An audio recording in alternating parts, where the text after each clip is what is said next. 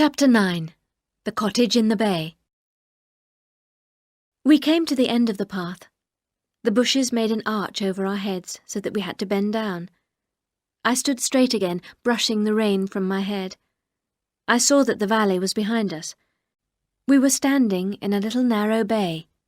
There, almost at our feet, was the sea. Maxim looked down at me, smiling at the surprise on my face. "It is a surprise, isn't it?" he said. "No one ever expects it." Maxim picked up a stone and threw it across the beach for Jasper. "Fetch it, good boy," he said. Jasper ran after the stone, barking with excitement. We both went down to the water's edge and threw more stones. The tide was coming up into the bay and the water was beginning to cover the stones. Maxim turned to me, laughing and wiping the hair out of his eyes. I rolled up the long sleeves of the raincoat. It was a happy moment. Then we saw that Jasper had gone. We called and whistled, but he did not come. "Has he gone back to the Happy Valley?" I asked. "He was by that rock a minute ago," said Maxim. We walked up the beach towards the valley again.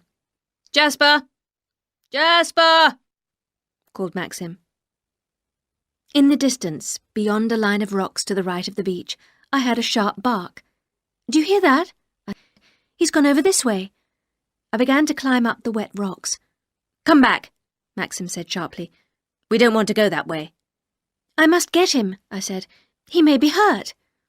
"He's all right," said Maxim. "Leave him. He knows the way home." I began climbing over the rocks towards Jasper. I thought Maxim was being very unkind. I got to the top of the largest rock and looked beyond it. There was another bay.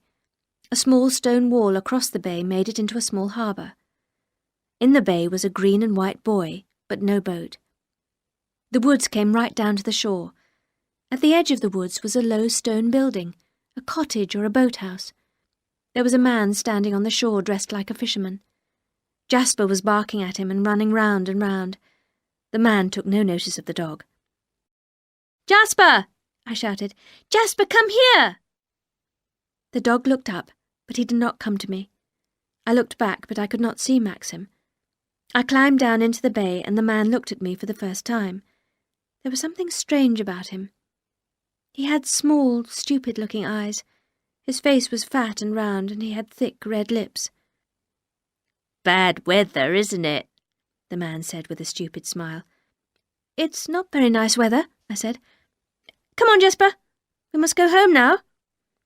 But Jasper ran away, barking. "Have you got any string?" I asked the man. "I want something to tie the dog. He won't follow me." "I know that dog. It's not yours. It comes from the house." "He's Mr. De Winter's dog," I said kindly. "I must take him back." The man said nothing, but stared at me in the same stupid way. I walked up the shore to the cottage. Perhaps there was some string there. The grass round the little house had grown very long. The windows had pieces of wood over them. I pushed at the door. To my surprise, it opened, and I went inside. The room was furnished, and there were books on the shelves, but everything was covered with thick dust. The air was damp and still. Another door at the end of the room led into a small boathouse. I saw some string on a shelf and an old knife. I cut a piece of string for Jasper and went out of the cottage. There was something frightening about that small, dark room. I was glad to be outside again. The man was still watching me, staring like a child. Jasper was quiet now, and let me tie the string. "I saw you go in there," the man said. "She doesn't go in there now. She's gone in the sea. She won't come back, will she?" "No," I said. "She won't come back." "I didn't say anything, did I?" The man's eyes were full of fear. He turned away and walked back towards the sea. Maxim was waiting for me beside the rocks. He looked angry. "I'm sorry," I said. "I had to get some string for Jasper. Who is that man?" "That's Ben. He's a bit mad, but he won't hurt you. Where did you get that string?" "I found it in the cottage. The door was open. There's dust everywhere. The place ought to be cleaned." "The door should be locked," Maxim said. He was walking very fast now. He went up past the cottage and onto the path through the woods. It was very different here from the Happy Valley. The path was steep and the trees were thick and dark. It was cold now, and my legs ached. Jasper was tired too and walked very slowly. "Come on, Jasper, for God's sake," said Maxim angrily. "Pull at that string, can't you?" he said to me. "It's your fault," I said. "You walk so fast." "If you had listened to me, we would be home by now. There was no need for you to go after Jasper." "I thought you would come with me," I answered. "Why should I run after the damned dog?" Maxim said, not looking at me. "That's an excuse. You didn't want to go over the rocks," I answered. "All right, I didn't. I didn't want to go to the other bay. I never go near the place or that damned cottage. If you had my memories, you would not go there either. You wouldn't talk about it or even think about it." Maxim's face was white. His eyes had a dark, lost look. I took his hand and held it tight. "Please, Maxim, please," I said. "I don't want you to look like that. I'm sorry, darling. Please don't let us quarrel." "We should have stayed in Italy," Maxim said. "I was a fool to bring you back to Mandalay." I had to run to keep up with him now. At last we came to the top of the path and out onto the lawn. Maxim's face was hard. He walked straight into the house and spoke to Frith. "We want tea at once," said Maxim. Then he went quickly into the library and shut the door. I tried to keep back my tears. Frith must not see them. I turned away as he helped me off with the raincoat.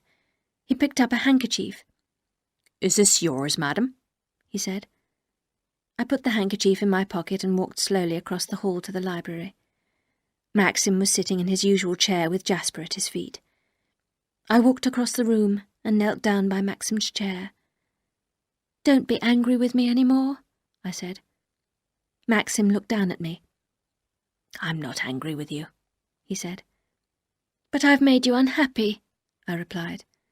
"I want you to be happy so much. I love you." "Do you?" he said. His eyes were full of pain and fear. "What is it, darling?" I said. "Why do you look like that?" The door opened before Maxim could answer. It was Frith and Robert with the tea. The small table was put near the fire and covered with the white cloth. Frith brought in the silver teapot and kettle. Then came the cups, the sandwiches and cakes. Everything was the same as yesterday. When the servants had gone, I looked at Maxim's face. The colour had come back into it. He took a sandwich. "Pour me a cup of tea, darling," he said to me, "and forgive me for being so unkind." There was nothing more to say. Maxim smiled at me and picked up his paper. Maxim's smile was like a pat on the head given to Jasper. I was not hungry and I felt very tired. I gave Jasper a piece of cake and took out the handkerchief to wipe my hands. The handkerchief was not mine.